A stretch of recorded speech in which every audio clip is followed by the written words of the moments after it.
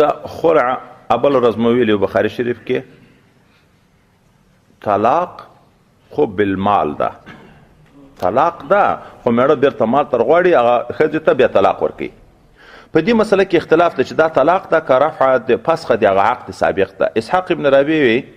چې د هغه آخري قوله نقل کوي چې دا فسخه د هغه عقد سابق ده. لہذا نکاح بیرته لکه نه نکاح صرف عده په یوه حیث لکه استبراء چې دا معلومه شي چې دا حامله ده که غیر حامله ده، نو دا عده په یوه حیث ده. دا نور ائمه وی احناف وی چې نه خلع طلاق ده خو علی عوضین، چې طلاق شو عده د طلاق ده، عده د طلاق درې حیزه ده، نو دام درې حیزه ده. اما دلته حدیث مبارک چې راغلی ده چې عده په حیز باندې دوه ښځو ته ذکر شوي دي، موږ یې د دغه دا معنا نه بحیزتین دا د مرات او د وحدت لپاره نه ده چې په یوه حیز ده، دا معنا د عده د وفات غوندې نه ده، بالاشهر نه ده. عده د وفات څومره ده چې حامله نه وي، حیز هم ورځي، عده په حیز ده که په میاشتو ده،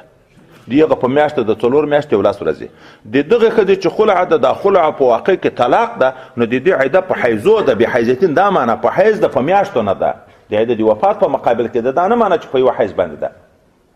نو خلع طلاق ده او طلاق علی عوضین ده، خو عده د چا ده د طلاق ده په دریو ته هغه باندې حیزو باندې دا د عدې نه وځي. نور دوم باب چې ذکر کیږي که ښځې د طرف نه مطالبه د خلع وي، مختلعات دا دوم چې بیا ذکر کیږي، او ښځې ته تکلیف نه وي د میړه د طرف نه، صرف د دې نشوزیاتو بد اخلاقي وي چې میړه مسکین ده یا میړه په رنګ کې کمزوری ده یا میړه په یو بل لحاظ باندې دا بل میړه غواړي شوق بل ته کیږي، دې د طرف نه چې مطالبه وي میړه د طرف نه تعدا او ظلم نشته ورسره، نو نبی علیه السلام ظاهر وي چې د جنت بوی به مو نه ویني دا ښځه. مخکې موږ تاسو ویلو طلاق ابغض د مباحاتو ده، روا خو ده خو د الله تعالی ته ډېر مبغوض ده. اوس نو ښځه چې بغیر د باسین څه تکلیف نشته او دا مطالبه کوي، نو ظاهره سزا یې دا معنا چې جنت بوی به ونه ویني. څه معنا؟ که الله اراده د عذاب او یاره به عذاب تېرېږي په سابقینو کې به ونه ویني، نور خو کافره کېږي نه په دا خلع باندې چې بیخي به جنت ته لاړه نه شي. مخکې موږ تاسو ویلي وو که یې سړي د طرف نه تعدا وه ښځه یې مجبوره کوله، موږ بیا ویلي وو چې په خلع کې به عوض کې تر هغه خپل مهر نه زیات شی بیا نشي غوښتی،